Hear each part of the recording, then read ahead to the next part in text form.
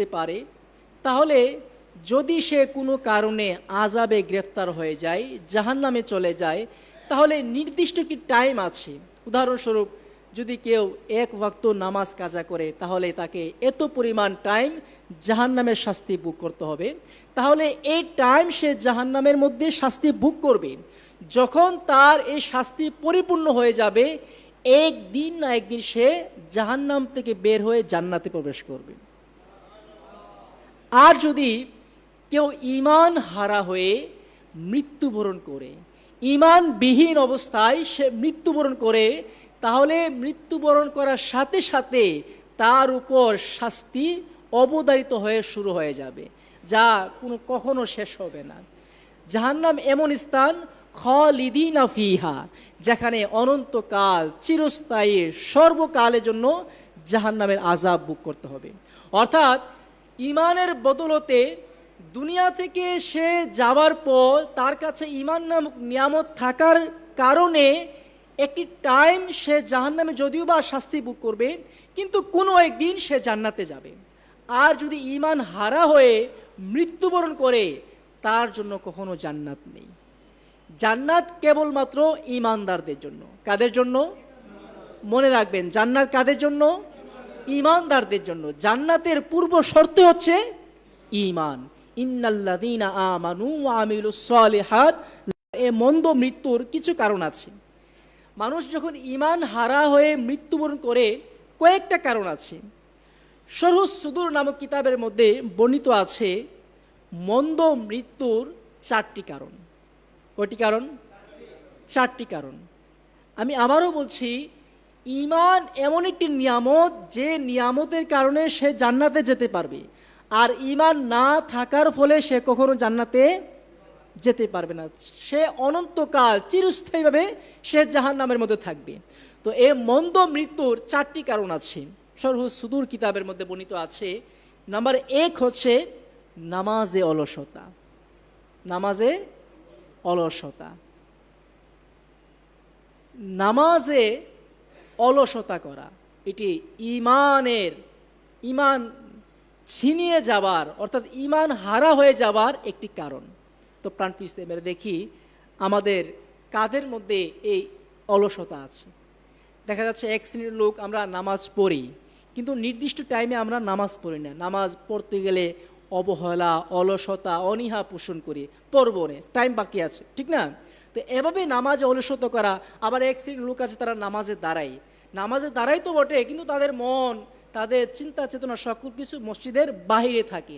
আবার অনেকে নামাজে দাঁড়ায়, কোনো রকমে সে হাত বেঁধে রাখে, সে এভাবে নাড়াচাড়া করছে, মানে সে নামাজের মধ্যে তার স্থির নেই, মন তার নামাজের মধ্যে নেই, নামাজের মধ্যে সে অলসতা করছে। তো এই নামাজের মধ্যে যাদের অলসতা আছে, তাদেরকে চিন্তা করা উচিত, আমার আপনার মৃত্যু ঈমানের উপর হবে নাকি বেঈমান অবস্থায় হবে। নাম্বার 2, মদ্যপান করা, নেশা করা। যারা নেশাগ্রস্ত হয়, যারা নেশা করে, তারা মন্দ মৃত্যু হবার আশঙ্কা থাকে। এজন্য আমাদেরকে মদ্যপান বা মাদক, নেশাদ্রব্য যেগুলো আছে, এগুলো থেকে বিরত থাকতে হবে। 3 নাম্বার হচ্ছে পিতা মাতার অবাধ্যতা। 3 নাম্বার কি? 3 নাম্বার কি? পিতা মাতার অবাধ্যতা। আপনি দুনিয়াতে অনেক কিছু অ্যাচিভ করেছেন, সাকসেস হয়ে গিয়েছেন, অর্জন করেছেন, কিন্তু আপনি পিতা মাতার সাথে আপনার সম্পর্ক ভালো না। আপনার প্রতি আপনার পিতা মাতার অনেক অভিযোগ। আপনি অনেক কিছু করছেন, অথচ আপনার পিতা মাতা আপনার আশেপাশে আপনার মন্দ, আপনার দুষ্টুটি বলছে, যে সে আমার খোঁজখবর রাখে না, অসুস্থতার সময় সে টাকা পয়সা দেয় না, বা সম্পর্ক বজায় রাখে না। এই যে পিতা মাতার সাথে সম্পর্ক না রাখা, তাদের অবাধ্য হওয়া, এটি হচ্ছে মন্দ মৃত্যুর কারণ। তো প্রাণপ্রিয় ইসলামেরা, যারাই পিতা মাতার নাফরমানি করে। নাম্বার 4, মুসলমানের মনে কষ্ট দেওয়া। এই 4টি জিনিস, এই 4টি রোগ যদি আমাদের মধ্যে থাকে, আল্লাহ পাকের দয়ায় আমরা এখন মসজিদে আছি, যারা মাদানী চ্যানেল দেখছেন, আমরা তওবা করে নিই, এই রমজানই তওবা করে নিই, আজকেই তওবা করে নেব, এই 4টি কাজ যেন আমাদের দ্বারা কখনো সংগঠিত না হয়। আল্লাহ পাক আমাদেরকে তৌফিক দান করুক। সাল্লু আলাল হাবিব সাল্লাল্লাহু তাআলা আলা মুহাম্মদ সাল্লাল্লাহু তাআলা আলাইহি ওয়া সাল্লাম।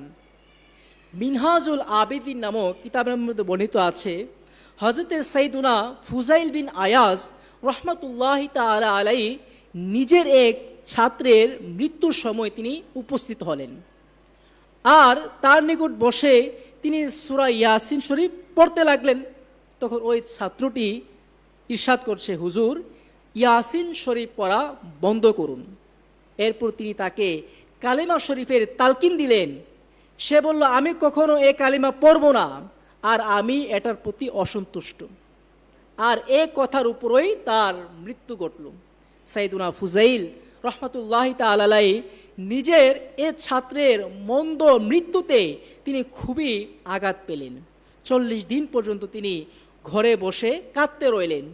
40 দিন পর তিনি স্বপ্নে দেখলেন যে একজন ফিরিস্তাগণ ওই ছাত্রটিকে টেনে হিচড়ে জাহান্নামে নিয়ে যাচ্ছে। তিনি তাকে জিজ্ঞাসা করলেন, এমন কি কারণে যে তার মারেফত ছিনিয়ে নেওয়া হয়ে গিয়েছে, তার ক্ষমতা ছিনিয়ে নেওয়া হয়ে গিয়েছে, তার ঈমান ছিনিয়ে নেওয়া হয়েছে? এ কথার উত্তরে বলা হচ্ছে যে আমার ছাত্রদের মধ্যে তোমার অবস্থা তো অনেক উন্নত ছিল, তুমি তো অনেক পারদর্শী, জাহান্নামে নিয়ে যাওয়া হচ্ছে। প্রাণ প্রিয় ইসলামী ভাইয়েরা, দেখুন, 1 নাম্বার চুগলখড়ি, 2 নাম্বার হিংসা, আর তৃতীয়ত হচ্ছে ডাক্তারের পরামর্শে মদ পান করা। এই যে বিষয়গুলো বলা হচ্ছে যে ঈমান নামক নিয়ামত চলে যাওয়ার যে বিষয়গুলো, আসলে কিন্তু এগুলো খুবই মারাত্মক এবং জঘন্য অপরাধ। আজকের সমাজের মধ্যেও এই বিষয়গুলো মানুষ খুবই লাঞ্ছনার চোখে দেখে। যেমন চুগলখড়ি করা, কেউ তাকে ভালো পায় না। মিথ্যা বলা, মানুষ মিথ্যাবাদীকে পছন্দ করে না। চুগলখড়ি করা, গ্রাম্য ভাষা বলা হয় কুটনামি করা, মানুষ এগুলো ভালো পায় না। আর যারা চুগলখড়ি করে, কুটনামি করে, তাদেরকে মানুষ পছন্দ করে না। আর নেশাগ্রস্ত ব্যক্তি, তাদেরকে সুসমাজ কখনো ভালো চোখে দেখে না। আরে যে জিনিসটা আল্লাহ ভালো চোখে দেখে না, সমাজের মানুষ কিভাবে ভালো চোখে দেখবে? তো বলা হচ্ছে আমরা ঈমানের জন্য আমাদেরকে সচেতন হতে হবে। কিতাবের মধ্যে বর্ণিত আছে যে নিজের ঈমান হিফাজতের মনোমানসিকতা রাখে না, নিজের ঈমান নিয়ে চিন্তা ভাবনা করে না, তাহলে আশঙ্কা থাকতে পারে যে সে মৃত্যুর সময় ঈমান হারা হয়ে মারা যাবে। ঈমান, জন্ম, মৃত্যু, এই দৃষ্টিকোণ থেকে ঈমানকে 4টি শ্রেণীতে বিভক্ত করা যায়। 1 নম্বর হচ্ছে, এক শ্রেণীর লোক আছে তারা জন্মগতভাবে মুসলমান এবং তার মরণও হয় মুসলমান অবস্থায়, অর্থাৎ সে মুসলমানের ঘরে জন্মগ্রহণ করে, আবার সে মুসলমান হয়ে সে মারা যায়। আরেক শ্রেণীর লোক আছে তাদের জন্মটা হয় অমুসলিমের ঘরে, মুশরিকদের ঘরে, আবার তার মরণ হয় অমুসলিম অবস্থায়। আপনাদের বুঝতে কষ্ট হচ্ছে? এক শ্রেণীর লোক আছে যাদের জন্ম মুসলমানদের ঘরে, আবার মারাও যায় মুসলমান অবস্থায়। আরেক শ্রেণীর লোক আছে যাদের জন্ম হয় অমুসলিমের ঘরে, আবার মারাও যায় অমুসলিম অবস্থায়। আরও এক শ্রেণীর লোক আছে যাদের জন্ম হয় অমুসলিমদের ঘরে, কিন্তু তারা মারা যায় মুসলমান হয়ে। যেমন অনেক ঘটনা আছে আলহামদুলিল্লাহ, প্রতি বছর দাওয়াত ইসলামের মাধ্যমে হাজার হাজার অমুসলিম মুসলমান হচ্ছে, অসংখ্য বেঈমান ইসলামের ছায়াতলে প্রবেশ করছে। তাদের জন্মটা হয়েছিল অমুসলিমদের ঘরে, কিন্তু তাদের মরণ হচ্ছে মুসলমানদের ঘরে। এমন অনেক ঘটনা আছে, ফ্রান্স কিংবা জার্মানি এমন একটি ঘটনা, একজন মুবালিগে দাওয়াত ইসলামী তিনি কোনো একজন রুগীকে দেখার জন্য হাসপাতালে গিয়েছেন। তো সেখানে তিনি রোগী দেখাশোনা করছে, পাশে অমুসলিম একজন বৃদ্ধ লোক সে বেডে শুয়ে আছে। যখন তার এই মাদানী লেবাস পোশাক, সুন্নতি পোশাক সে দেখলো, তার প্রতি তার পরিচয় নেওয়ার তিনি আগ্রহ সৃষ্টি করলেন, তার সাথে কথা বলেন, তো ইসলামের দাওয়াত দিলেন। ইসলামের প্রতি তিনি মুগ্ধ হয়ে সে কালেমা পাঠ করে মুসলমান হয়ে গেল। যখনই সে মুসলমান হয়ে গিয়েছে, কিছুক্ষণ পরে সে মারা গিয়েছে। দেখুন, সারা জীবন সে অমুসলিম ছিল, অমুসলিমদের কালচারে সে বড় হয়েছে, নাফরমানি করেছে, শিরক করেছে, কিন্তু তার মৃত্যুর সময় ঈমান নসিব হয়েছে। আর সে ঈমান অবস্থায় মারা গিয়েছে। 3, চতুর্থ নম্বর হচ্ছে এমন এক শ্রেণীর লোক আছে যাদের জন্ম মুসলমানদের ঘরে হয়, কিন্তু তার মরণটা হয় অমুসলিম অবস্থায়। এমন অসংখ্য ঘটনা আছে, এক শ্রেণীর লোক অস্বীকারী হয়ে যাচ্ছে, নাস্তিক হয়ে যাচ্ছে, ইসলামের যে আকীদাগুলো সে অস্বীকার করছে, মুরতাদ হয়ে যাচ্ছে। এমন অসংখ্য ঘটনা আছে, সে সারা জীবন মুসলমান ছিল কিন্তু সে অমুসলিম হয়ে মারা গিয়েছে। বালাম বিন বাউর, যে মুসা নবীর যুগে যাকে মুস্তাজাবুদ দাওয়া বলা হতো, মুস্তাজাবুদ দাওয়া এমন লোক, এমন ক্ষমতা সম্পন্ন ব্যক্তি যার দোয়া কখনো ফিরিয়ে দেওয়া হয় না, তাকে মুস্তাজাবুদ দাওয়া বলা হয়। কি বলা হয়? মুস্তাজাবুদ দাওয়া বলা হয়। যিনি দোয়া করলেই কবুল, হাত উঠালেই দোয়া কবুল, এমন ব্যক্তিকে মুস্তাজাবুদ দাওয়া বলা হয়। কিন্তু পরিণাম কি হলো? কিতাবের মধ্যে বর্ণিত আছে সে অমুসলিম হয়ে বেঈমান হয়ে মারা গিয়েছে এবং জাহান্নামে সে কুকুর আকৃতিতে উঠবে। মুসা নবীর বিরুদ্ধে সে কথা বলেছিল। তো এই ঈমান নামক নিয়ামত যার কাছে আছে, সকল নিয়ামত তার কাছে আছে। আর যার কাছে এই ঈমান নামক নিয়ামত নেই, তার কাছে কোনো কিছুই নেই। চিন্তা ভাবনা করে দেখুন, আপনি মুসলমান, আমি মুসলমান, আমার কাছে ক্ষমতা নেই, আমার কাছে অর্থ নেই, আমার কাছে যে বিশালতা কিছুই নেই, কিন্তু আমি ঈমানদার। আমি কি? ঈমানদার। এখন ঈমানদার অবস্থায়, মুসলমান অবস্থায় আমি আছি, যদি আমি মারা যাই, এই দুনিয়াবি কষ্টগুলো আমার কাছে কষ্ট লাগবে না যদি আমি জান্নাতের মধ্যে প্রবেশ করতে পারি। জান্নাতের মধ্যে মুহূর্তখানি প্রবেশ করা দুনিয়ার সকল দুঃখ দুর্দশাকে ভুলিয়ে দিবে।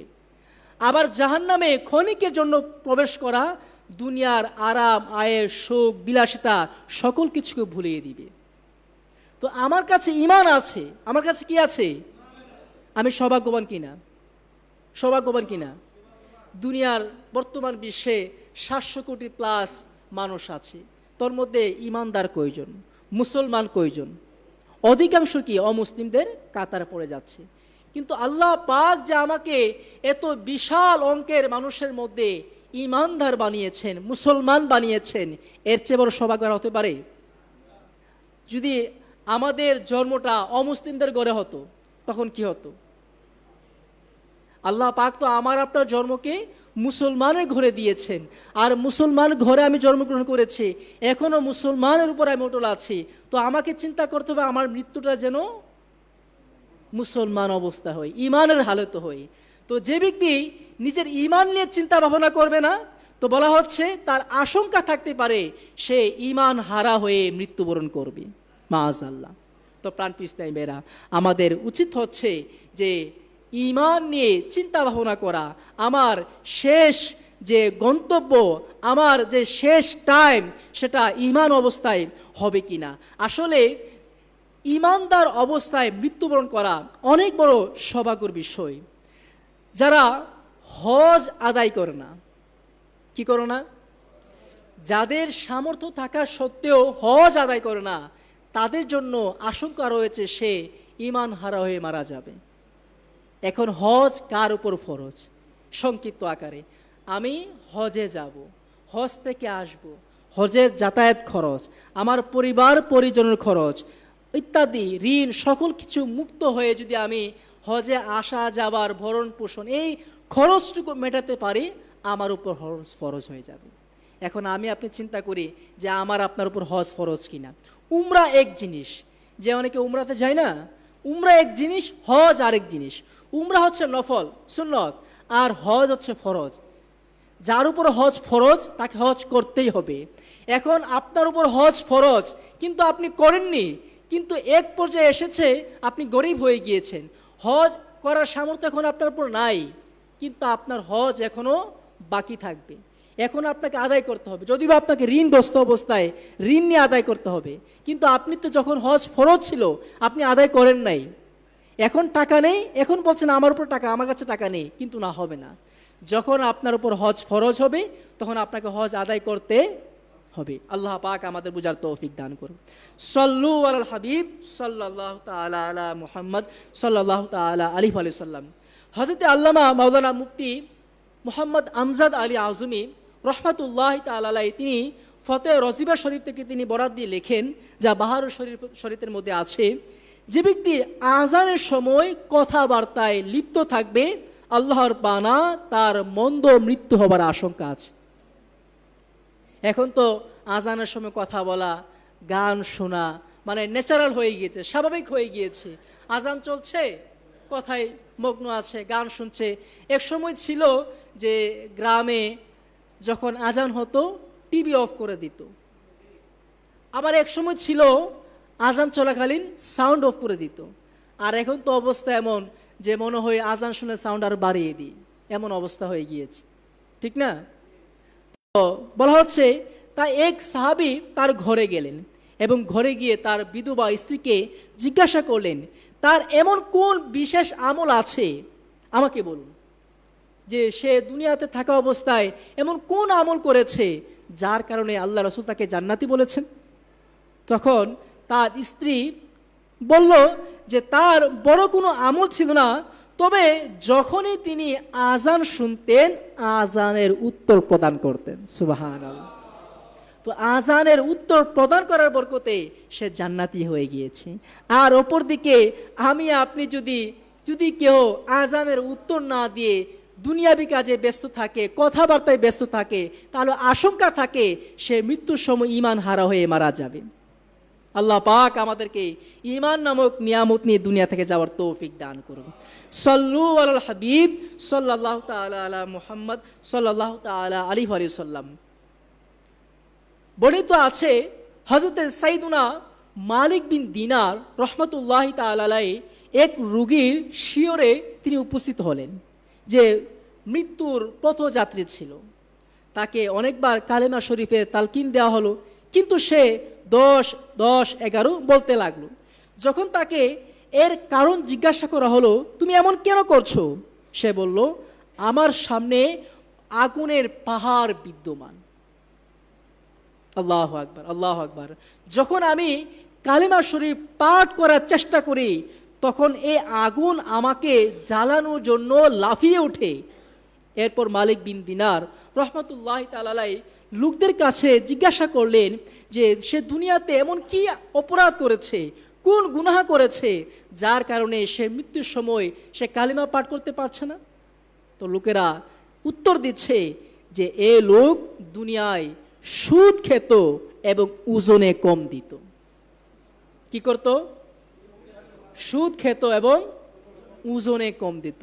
ওজনে কম দেওয়ার ব্যাপারে তো কোরআনে পাকের আয়াতে কারিমা আছে, হাদিসে পাকের মধ্যে আছে ওজনে কম দেওয়ার যে শাস্তি আছে। তো সুদ এবং ওজনে কম দেওয়া এটি হচ্ছে ঈমান হারা হওয়ার মন্দ মৃত্যুর একটি কারণ। কি করা? সুদ খাওয়া এবং ওজনে কম দেয়া। আপনাদের কষ্ট হচ্ছে? সুদ খাওয়া এবং ওজনে কম দেয়া। আরে যে ব্যক্তি সুদ খাবে আল্লাহ পাকের ফেরেশতারা তাদের প্রতি লানত দিতে থাকে। কিতাবের মধ্যে বর্ণিত আছে যে ব্যক্তি হারাম লুকমা ভক্ষণ করলো, যতক্ষণ পর্যন্ত সে হারাম লুকমা তার ভিতরে থাকবে ততক্ষণ তার ইবাদত কবুল হবে না। আর বলা হচ্ছে 40 দিন পর্যন্ত তার ইবাদত কবুল হবে না। আর এই অবস্থায় সে মারা গেলে সে জাহান্নামের মধ্যে যাবে। হারাম লুকমার ভয়াবহতা কেমন! আল্লাহ পাক আমাদেরকে হারাম লুকমা আহার করা থেকে বিরত থাকার তৌফিক দান করুন। সাল্লু আলাল হাবিব সাল্লাল্লাহু তাআলা আলা মুহাম্মদ সাল্লাল্লাহু তাআলা আলাইহি ওয়া সাল্লাম। বর্ণিত আছে হযরতে সুফিয়ান সাউরি রহমাতুল্লাহি তাআলা আলাইহি ও হযরতে শাইবান রাই রহমাতুল্লাহি তাআলা আলাইহি উভয়ে কোনো এক জায়গায় একত্রিত হলেন। সাইয়েদনা সুফিয়ান সাউরি রহমাতুল্লাহি তাআলা আলাইহি সারা রাত কাঁদতে রইলেন। সাইয়েদনা শাইবান রাই রহমাতুল্লাহি তাআলা আলাইহি তাকে কাদার কারণ জিজ্ঞাসা করলেন যে আপনি কেন কাঁদছেন? ইরশাদ করলেন, আমাকে মন্দ মৃত্যুর ভয় কাঁদাচ্ছে। কিসের ভয়? মন্দ মৃত্যুর ভয়। আমি কি ঈমান অবস্থায় মারা যাব নাকি বেঈমান হয়ে মারা যাব? এই অবস্থাটাই আমাকে সারা রাত কাঁদিয়েছে। আল্লাহু আকবার। আমি একজন শাইখ থেকে 40 বছর যাবৎ ইলম অর্জন করেছি, যিনি 60 বছর পর্যন্ত মসজিদুল হারামে ইবাদত করেছেন। যখন আল্লাহু আকবার বলা হচ্ছে কিন্তু তার মৃত্যু হয়েছে কুফরের উপর। অর্থাৎ আমি তার থেকে দর্শ নিয়েছি, সে আমার উস্তাদ ছিল, আর সে 60 বছর সে মসজিদে হারামে ইবাদত করেছে, কিন্তু তার মৃত্যু হয়েছে বেঈমান অবস্থায়, ঈমান হারা হয়ে সে মারা গিয়েছে। আল্লাহু আকবার, আল্লাহু আকবার। সাইয়্যিদুনা শাইবান রায় রহমতুল্লাহি তাআলা বললেন, হে সুফিয়ান সাউরি রহমতুল্লাহি তাআলা আলাইহি, তার গুনাহ সমূহের বিপদ ছিল, আর আপনি তো নাফরমানি করবেন না। হয়তো এমন কোনো গুনাহ করেছে সে, যার কারণে সে ঈমান হারা হয়ে মৃত্যুবরণ করেছে। প্রাণপ্রিয় ইসলামী ভাইরা, যখন মৃত্যুর সময় আসবে, কিতাবের মধ্যে বর্ণিত আছে, মৃত্যুর সময়টা যখন বান্দার কাছে আসবে, শয়তান কখনো মায়ের আকৃতি ধারণ করে, বাবার আকৃতি ধারণ করে মানুষের কাছে আসবে, বলবে তুমি অমুসলিম হয়ে যাও, তুমি নাসারা হয়ে যাও, ইহুদি হয়ে যাও, আমি মুসলমান হয়ে অবস্থায় মৃত্যুবরণ করেছি, আমার ভাগ্যে ভালো কিছু জুটেনি, আমি তোমাকে পরামর্শ দিচ্ছি তুমি কালেমা ত্যাগ করে দাও। অমুসলিম অবস্থায় তুমি বলো আল্লাহ দুই, তুমি বলো ইসলাম মিথ্যা, এগুলো অনুপ্রেরণা, কুমন্ত্রণা শয়তান দিতে থাকে। আর বান্দা তখন এমতো অবস্থায় অনেক কঠিন পরীক্ষার শিকার হয়ে যায়। কিতাবের মধ্যে বর্ণিত আছে, শয়তান তখন বন্ধুর আকৃতি ধারণ করে আছে, এসে বলে, হে বন্ধু, তুমি তো আমাকে চিনেছো। হ্যাঁ, আমি তোমাকে চিনেছি। তাহলে আমি বলবো তুমি অমুসলিম হয়ে মারা যাও, বলো আল্লাহ দুই, ইসলাম মিথ্যা, কুফরি বাক্য বলো, কেননা আমি দেখেছি ইসলামের মধ্যে কোনো শান্তি নেই। যে ব্যক্তি ইসলাম অবস্থায়, ঈমান অবস্থায় মারা যাবে, তার জন্য জাহান্নাম রয়েছে, তুমি অমুসলিম হয়ে যাও। এভাবে সে কুমন্ত্রণা দিতে থাকে শয়তান। এখন কিতাবের মধ্যে এমনও বর্ণিত আছে যে শয়তান বলে, তুমি ঈমান হারা হয়ে মারা যাও, আমি তোমাকে শরবত দিব, তোমাকে পানি পান করাবো। এমতো অবস্থায় একজন ব্যক্তির ঈমান ধরে রাখা, ঈমানের উপর অটল থাকা অনেক কষ্টকর হয়ে যায়। যাকে আল্লাহ পাক দয়া করে কেবলমাত্র সেই ঈমান অবস্থায় মারা যাবে।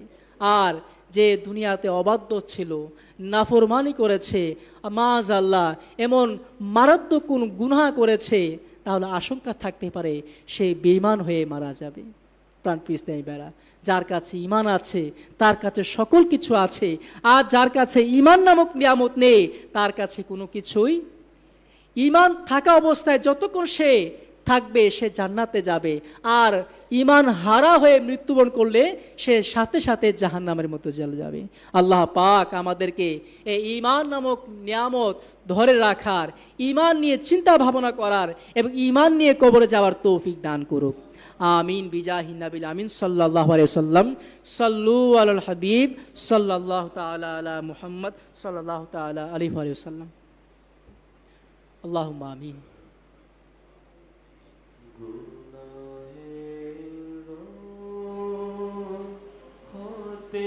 কবে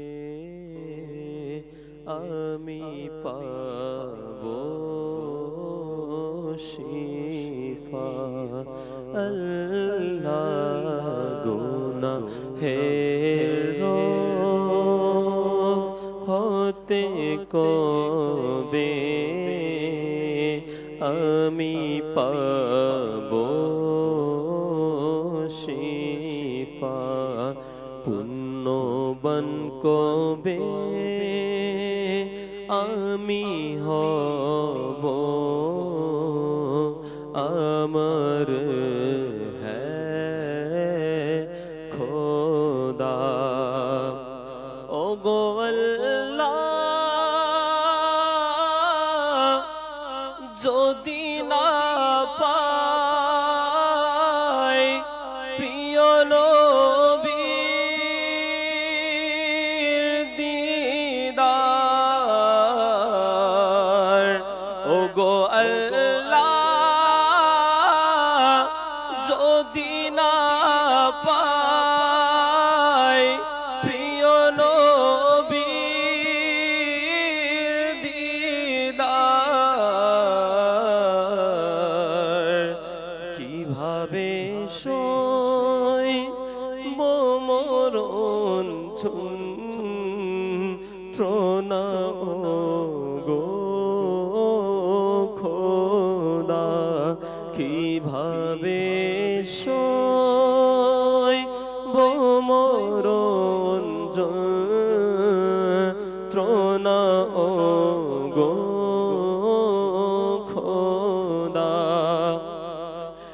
পারি না থাকতে আমি